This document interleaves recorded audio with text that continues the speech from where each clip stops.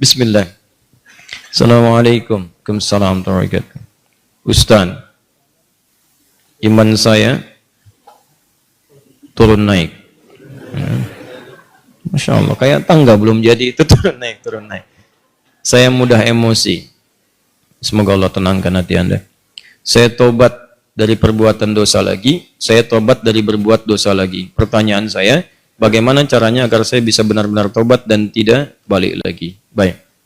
Pertama, semoga Allah muliakan Anda. Saya sering katakan bahwa saya senang dengan pertanyaan-pertanyaan seperti ini.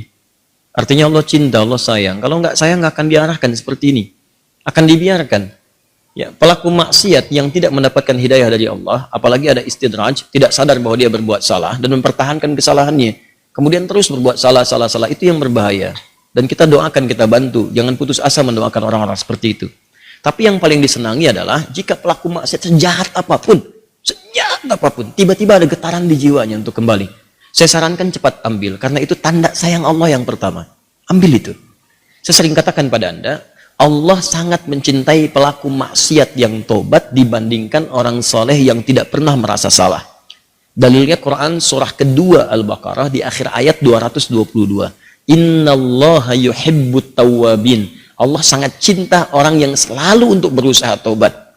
Dan Allah akan tunjukkan jalan kalau dia mau ngambil itu. Tadi misal Anda pernah berbuat salah dan terus ada getaran di jiwa, ini salah nih, saya harus berubah. Ini petunjuk Allah, Anda ambil tuh. Itu langsung turun ayat di Quran surah ke-29 ayat 69. Quran surah 29 Al-Ankabut ayat 69. Walladzina jahadu fina lanahdiyannahum subulana. Orang-orang yang serius menjemput petunjuk kami. Begitu Allah tunjukkan, Anda mau ambil. Dia serius pengen ngambil, pengen belajar, terus tanya orang. Awalnya malu-malu, setelah itu mau-mau, gitu kan? Datang ke majelis ilmu, awalnya belakang-belakang, setelah itu saf paling depan. Ustadz belum datang, dia sudah datang duluan, bahkan dia siapkan macam-macam. Allahu Akbar. Itu lanahdiyannahum subulana. Kami akan tunjukkan jalan-jalan terbaik menuju kami. Macam-macam. Tiba-tiba Masya Allah bukan cuma di taklim aja. Ada yang dapat hadiah umrah, ada yang dapat jodoh, ada yang macam-macam. Diberikan pokoknya. Jadi yang pertama diberikan itu bukan dunia dulu, ketenangan hati dulu. Jadi kalau Anda hijrah, yang diberikan pertama kali ketenangan jiwa. Ya, Quran surah keempat ayat 100, paling kiri sebelah bawah. Wa may yuhajir fi sabilillah yajid fil ardi muraghaman katsiran wa sa'ah. Orang yang mau berhijrah ke jalan Allah akan diberikan oleh Allah itu pertama sa'ah tuh. Kelapangan dalam jiwanya, tenang gitu, kenikmat. Ada sesuatu yang nggak pernah Anda peroleh sebelumnya. Biasa kumpul-kumpul, main-main, ya, menjelang Isya, maghrib, malam-malam cuma nonton, tiba-tiba taklim. Ikut ke majelis ilmu. Awalnya mungkin penyesuaian, lama-lama jadi enak gitu. Ada sesuatu yang kerasanya, saya kemana aja selama ini? Saya kemana aja gitu. Ini nikmat. Bahkan kalau udah dapat halawatul iman, nikmatnya iman, itu ketinggalan sekali, kayak nyeselan tuh. Saya ketinggalan nih gitu. Saya ketinggalan. Ya sama. Dulu-dulu sholat fardu biasa ketinggalan. Tapi kalau sudah nikmatnya iman, ketinggalan sholat sunnah, wah, kayaknya ada penyesalan dalam diri Anda. Itulah kenikmatan iman. Nah sekarang, kalau kemudian Anda bertanya, Ustadz saya pengen tobat, saya ini pengen tobat, tapi saya ini berbuat salah lagi. Kadang naik, kadang turun, kadang naik, kadang turun. Naik turun itu biasa. Itu di Al-Bukhari disebutkan di Kitabul Iman. Kitab yang pertama, ada 57 hadis di situ. Kalau iman sedang naik turun, kata Imam Al-Bukhari, buka kitab saya. Dari 97 kitab, 97 pembahasan. Pembahasan pertama, Babul Iman. Kitabul Iman, 57 hadis. Di antara hadis yang mengatakan, Al-imanu yazidu wa yantaqis. Iman itu naik dan turun. Kadang naik, kadang turun. Yazidu bitta'at. Rumusnya kalau pengen naik, maka kuatkan iman itu dengan mengerjakan banyak ketaatan. Ketaatan itu buahnya amal soleh. Kerjakan amal soleh. Amal soleh itu detailnya adalah pekerjaan-pekerjaan ibadah. Sholat, amal soleh. Jadi kalau iman sedang turun, pengen dinaikkan, maka perbanyak amal soleh. Ya, amal soleh. Ini. Karena itu dalam Al-Quran kalimat iman sering disandingkan dengan amal soleh. Quran surah 103. Wal'as innal insana lafi khusr illa alladhina amanu wa amilus salihat. Iman wa amilus salihat. Ini amal soleh. Detilnya amal soleh nampak pada ibadah. Makanya setelah kalimat iman kadang ada detilnya ibadah. Kalimat iman pertama Al-Baqarah ayat 3. Alladzina yu'minuna bil ghaib wa yuqimunas shalah. Salat. Wa mimma razaqnahum infaq. Ya ayyuhalladzina amanu. Al-Baqarah 183. Kutiba alaikumus siyam, puasa. Tuh. Ini. Jadi kalau iman merasa sedang lemah, sering terdorong berbuat yang kurang bagus, pengen dinaikin, maka rumus cepatnya adalah cepat buru amal-amal soleh. Paksakan. Paksakan untuk mengerjakan. Yang biasa fardu tambah sunnah. Rawatib dulu, latihan. Rawatib. Mutlak, malamnya coba tahajud, walaupun 2 rakaat dulu. Nanti kalau sudah terbiasa, kalau soleh itu sudah baik, rumuskan gini, hidup itu berpasangan. Semua berpasangan. Quran surah 51 ayat 49, paling kiri agak sedikit ke bawah. Wa min kulli syai'in khalaqna zawjaini la'allakum tadhakkarun. Semua selain aku, kata Allah, aku ciptakan berpasangan supaya kalian sadar cuma aku yang tidak punya pasangan. Kata Allah, semua selain aku berpasangan. Yang hidup berpasangan. Ya, laki-laki lawannya perempuan, jantan hewan lawannya betina, putik tumbuhan, Allah, lawannya benang sari. Siang lawannya malam, putih lawannya hitam. Sama persis, baik lawannya buruk. Saya ulang, baik lawannya buruk. Amal soleh lawannya amal salah. Jadi ada yang soleh, ini baik. Ada yang salah, nah ini buruk. Kalau orang sudah biasa baik, maka yang buruk akan tenggelam. Ya, wa qul ja'al haqq wa zahaqal batil innal batila kana zahuqa. Quran surah 17 ayat 81. Paling kiri perkenahan. Ya, katakan kalau yang baik itu pasti muncul. Kalau sudah yang baiknya muncul, buruknya tenggelam. Sebaliknya, kalau buruknya dominan naik ke atas, baiknya tenggelam. Orang sering berkata-kata baik, maka mohon maaf, lisannya akan sulit berkata kotor. Silakan Anda cek, orang yang berkata-kata baik, mau berkata kotor itu nggak bisa. Sama dengan orang terbiasa lisannya kotor, mau berkata baik nggak bisa. Preman dengan preman berpapasan, apa mungkin mengatakan, Assalamualaikum bro? Nggak ada. Apain gitu? Kiai dengan kiai nggak mungkin berkata kotor. Ustadz dengan ustadz mustahil. Ahli taklim dengan ahli taklim. Assalamualaikum akhi. Waalaikumsalam akhi. Assalamualaikum ukhti. Waalaikumsalam. Jadi seperti itu. Jadi kalau Anda terbiasa berbuat baik, maka yang buruknya akan hilang. Maka rumusnya kata Nabi, tingkatkan kesolehan. Salat naikkan. Paksakan. Gini. Saya kasih doa ya, cepat ya, untuk menguatkan hati. Ini kalau Anda bisa kerjakan, sedang malas, bacakan dan kuatkan pada hati Anda. Kuatkan. Insya Allah nanti Allah turunkan kekuatan dan Anda bisa kemudian maksimalkan. Allahumma. Ikut aja. Allahumma paksain. Ya. Paksa. Dah. Ganti. Serius. Allahumma ajbirna. Allahumma ajbirna. Ajbirna. Ini bahasa Arabnya. Allahumma paksain.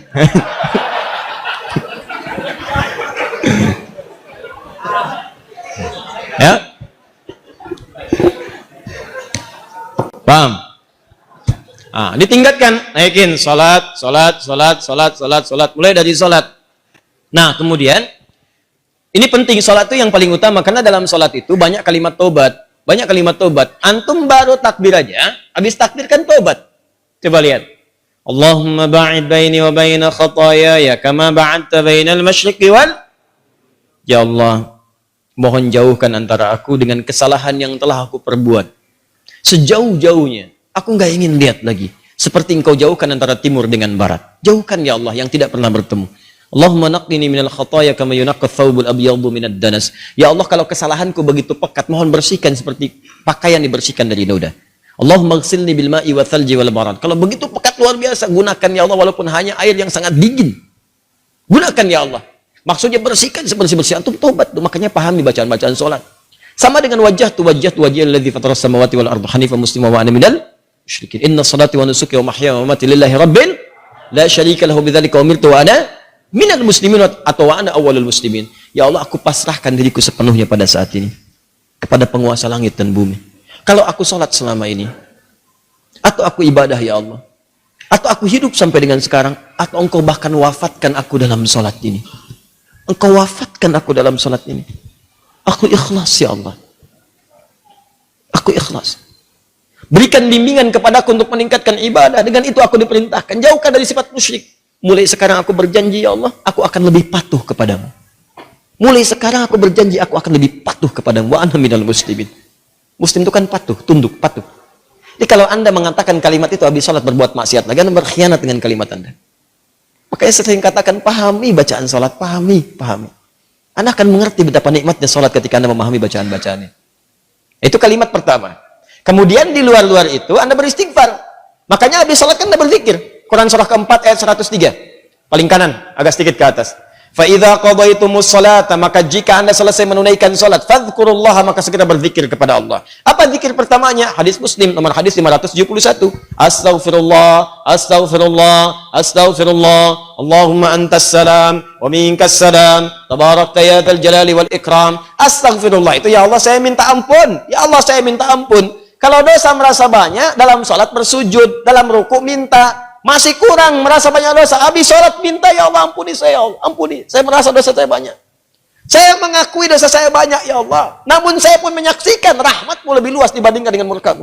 Maka mohon, ya Allah ampuni dosa saya. Makanya saat diucapkan itu sambil ingat dosanya. Bukan cuma di lisan. Ingat dosa-dosa apa yang pernah dikerjakan. Ingat. Itu yang dimaksudkan Quran surah keempat ayat 17-18. Innamat taubatu 'ala Allahi lilladzina ya'maluna su'an bijahalatin thumma yatubuna min qarib. Sungguh tobat yang diterima oleh Allah itu adalah orang yang pernah berbuat salah. Salah itu bawaan manusia. Jadi kalau Anda nggak pernah salah, apa tuh ditanya Anda itu manusia apa malaikat? Cuma malaikat yang nggak pernah salah. Quran surah 66 ayat ke-6 paling kiri sebelah atas. La ya'sunallaha ma amarahum wa yaf'aluna ma yu'marun. Malaikat nggak pernah salah, nggak pernah bermaksiat, mengerjakan tugas sesuai tupoksinya. Nggak pernah bermaksiat. Apa pernah Anda dengar malaikat Jibril korupsi ayat? Nggak ada. Apa pernah malaikat sering tukeran tugas? Nggak ada. Jibril, sini. Kenapa? Saya jengkel banget sama orang itu. Ente yang cabut nyawanya deh. Kata malaikat maut, nggak ada. Semua sama sesuai tugasnya masing-masing. Jadi kalau Anda mengharapkan kesempurnaan dari seseorang, percuma. Karena Anda manusia. Sama persis dengan pasangan hidup. Kalau Anda mengharapkan suami Anda sempurna, Bu, ibu salah nikah. Harusnya ibu cari malaikat. Cuma malaikat gak punya nafsu. Jadi kalau ada suami salah, wajar namanya manusia. Jangan diekspos kesalahannya. Demikian juga istri kalau keliru, wajar namanya perempuan manusia. Kecuali malaikat. Papa kenapa sih gak pernah mengertiin aku? Mama, papa ini manusia, bukan malaikat. Mama ini. Mama juga bukan setan kan? Kalau setan sebaliknya. Selalu kenal salah, gak kenal benar. Dan setan nggak mau tobat. Manusia pertengahan salah dan tobat. Setan salah nggak mau tobat. Jadi kalau ada manusia mengatakan dirinya manusia salah, nggak mau tobat, patut ditanya dia manusia atau? Itu.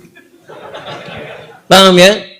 Tobat itu terus. Makanya disebut tawab. Tawab itu nggak berhenti. Jadi kalau sekarang belum kerasa perubahan dia, terus tobat, jangan berhenti. Terus tobat. Misal sekarang tobat nih, masih berulang, tobat lagi terus, jangan berhenti. Sampai Anda merasakan bahwa perbuatan itu buruk dan membencinya.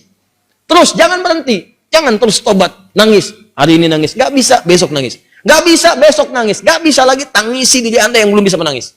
Terus. Dan kalaupun Anda wafat, Anda sedang dihitung wafat dalam keadaan berusaha tobat. Itu poinnya. Bukankah ada orang membunuh 100 orang dan dia berusaha tobat? Dia berusaha tobat, datang ke majelis ilmu. Berusaha di jalan wafat. Dihitung oleh Allah. Padahal belum tahu dia diterima atau enggak tobatnya. Belum tahu dia. Cuman dia berusaha di jalan mewujudkan tobatnya. Bunuh orang, Anda bayangkan. Maksiat itu udah hatam. Udah lewat bahkan. Ya. Dia kerjakan, tapi dia mau tobat. Dia terima getaran jiwanya. Datang, istighfar. Di jalan meninggal. Diterima tobatnya.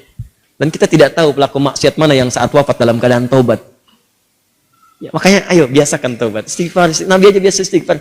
Nanti kalau sudah enak ada kelapangan. Setelah itu baru diberikan anugerah-anugerah dunia yang dirasakan hilang itu.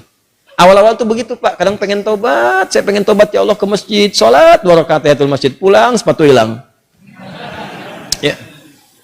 Kadang-kadang begitu. Karena Allah kalau sudah senang dengan seorang hamba. Yang kurang baik dibuang-buang. Buang. Nanti didatangkan lagi yang baik. Kalau Anda sabar. Ya. Kan pernah ada seorang, ini kisah nyata. Seorang pemuda tobat. Terus diarahkan pada seorang syekh. Begitu diarahkan di syekh itu, kata syekh ini benar kamu mau tobat. Kalau mau tinggal dengan saya terbatas. Yang ada cuma kurma, minum air putih. Nggak apa-apa syekh, saya mau tobat. Tinggal di situ. Sehari, 2 hari, 3 hari. Begitu 3 hari, setan datang. Kadang-kadang setan itu datangnya kepada orang tobat, gak seketika. Nanti, beberapa waktu, diarahkan dia kepada maksiat. Jadi kisah nyata, setan membisikkan kepada dirinya, guru kamu ini, syekh kamu, ini sabar banget, makan cuma kurma, air putih. Kamu sudah mulai kuat. Coba berbakti kepada gurumu, carikan makanan. Bagus awalnya. Keluar dia, carikan makanan. Begitu keluar, nyari-nyari nggak dapat, lompat tetangga, bakat malingnya dipakai lagi. Naik bakat pencurinya. Nggak dapat, lewat lagi, begitu rumah kedua, belum manjat, sudah mencium bau enak, bau makanan. Manjat dia ke atas tembok, begitu manjat, lihat ada tungku, ya. Di situnya di atasnya kemudian ada satu panci, ya. Kemudian dia ke situ, begitu dibuka, Allahu Akbar, 3 terong, enak banget kayaknya, baunya, yang sudah matang. Ya, dibisikkan ke telinganya, coba dulu aja, kalau enak, ambil. Berikan kepada gurumu. Syekhmu kan orang terkenal di sini. Kalau cuma ngambil dikasih tahu buat gurumu, pasti orang paham. Tuh, kadang-kadang begitu tuh. Mangga itu ambil aja kalau ditanya buat Ustaz Hadi. Awas suami-suami itu. Papa lagi di mana? Sama Ustaz Adi. Nah, hati-hati itu. Kalimat-kalimat padahal enggak misalnya kan? Baik. Nah, begitu proposalnya tuh. Akhirnya dia coba dikunyah.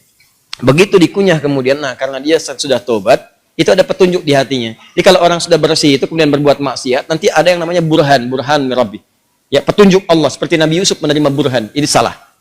Ya, cahaya kebaikan yang diberikan oleh Allah kepada seseorang yang tergerak berbuat maksiat. Di hatinya mengatakan jangan lakukan itu salah.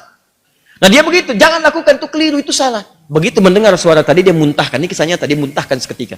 Dan dia lari. Dan dia ingin ceritakan kepada gurunya bahwa dia telah berbuat salah. Dia pengen dituntun, salah saya pengen tobat. Balik lagi. Begitu balik lagi ke tempat gurunya, qadar Allah, begitu pulang ke masjid gurunya, ternyata gurunya sedang berhadapan dengan seorang perempuan. Di luarnya ada bapaknya nunggu, seorang laki-laki tua.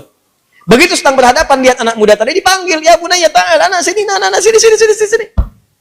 Ya, begitu datang, diceritakan sama gurunya, ini ada seorang perempuan datang pada saya, dia baru ditinggal wafat oleh suaminya, selesai masa iddahnya. Dia datang pada saya untuk dicarikan jodoh. Saya tawarkan pada kamu, maukah engkau menjadi jodohnya? Nah. Kalau Anda dalam situasi seperti itu tuh, wah, udah datang mau tobat, masuk masjid ada durian, tuh kan? Wah, perempuannya cantik, tinggal wafat kemudian oleh suaminya, belum ada keturunan dan seterusnya, baru aja menikah, selesai masa iddah, ditawarkan pada Anda, mau nggak? Nah, lalu laki-laki ini berkata, guru, saya khawatir tidak bisa memberikan apa yang membutuhkan. Saya saja kesini numpang. Apa jawab gurunya? Kamu nggak usah khawatir. Dia diwarisi harta yang sangat banyak. Dia kesini hanya mencari pria soleh yang ingin jadi suami yang mampu membimbing dia ke surga. Kira-kira kalau ada jawaban seperti itu, apakah Anda bersedia atau tidak menolak sama sekali? Oh, baik. Maka sama seperti Anda. Diterimalah kemudian lamaran itu. Ternyata bapak tua tadi yang di luar, bapak si perempuan tadi dibawa ke dalam, kemudian diakadkan. Setelah selesai pulanglah ke rumah. Kisah belum berhenti. Begitu keluar rumah, digandeng erat tangannya tuh, jalan lewat ke rumah tadi yang naik pagar itu. Ya, dia udah dagdikduk tidak karuan, dagdikduk rumahnya ini bukan kan? Alhamdulillah ternyata bukan, lewat. Begitu di rumah yang terong tadi, dia percepat jalannya. Begitu dipercepat, maka terasalah kemudian ada rem di tangannya dari istrinya tadi. Dipegang tangannya, Zauji, ada apa itu? Nah, sayang, ini rumah kita katanya. Rumah terong tadi. Betul. Masuklah ke situ. Aduh, celaka saya katanya kan. Begitu masuk ke situ, bertanya. Polos kayak nanya, Zauji, hal anta ja'i? Sayang, kamu lapar? Jujur dia, nah, saya lapar. Saya 3 hari makan cuman kurma, minum air putih gini. Alhamdulillah. Baik, tunggu sebentar. Begitu ke dapur dia lihat. Wah, terongnya kan bermasalah tuh. Pancinya kebuka, lihat. Rupanya dia menyiapkan terong itu untuk suami barunya. Begitu dilihat terong yang bermasalah, dia teriak. Siapa yang makan terong saya? Katanya. Tahan. Kalau situasi itu terjadi, bagaimana respon Anda?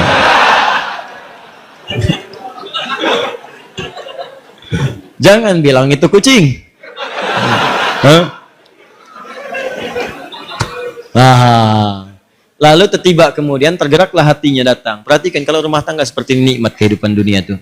Ya, tidak akan terjadi perang per dunia pertama, kedua, ketiga dan seterusnya. Lihat baik-baik. Datanglah suami ini mengatakan dengan jujur, Zauji, sayang, ini di Quran tuh gini, selalu laki-laki perempuan tuh zauj. Kecuali dalam masalah nanti warisan menggunakan zaujah untuk menunjuk kepada gender perbedaan hak waris. Zauji, sayang, kisahnya begini katanya. Aku ini sebetulnya mencarikan makanan untuk guruku. Lalu setan membisikkan sampai tiba-tiba ke sini aku buka ada terong, aku cicipi. Tapi demi Allah, tidak aku telan, aku muntahkan karena takutku kepada Allah. Sampai aku kembali tadinya mau tobat, sama guru dipanggil suruh nikah sama kamu. Sampai ke sini. Dia jelaskan semua kisahnya. Apa yang terjadi? Kalau ibu mendengar kisah tadi, apakah ibu akan balik lagi kepada guru mengatakan? Hah? Kalau ini terjadi pada setiap perempuan, maka damailah kehidupan di rumah tangga dan di bumi. Tenang kehidupan di bumi. Perhatikan kata perempuan ini. Apa yang dia katakan? Bagaimana anugerah Allah diberikan pada pemuda yang tobat ini. Ahli maksiat, tobat, dapat ketenangan, dan apa hasilnya? Perhatikan. Wallahi, demi Allah. Secuil terong yang engkau muntahkan karena Allah itu, maka Allah ganti dengan seluruh terongnya, panci tempat terongnya, rumah tempat terongnya, plus pemilik terongnya.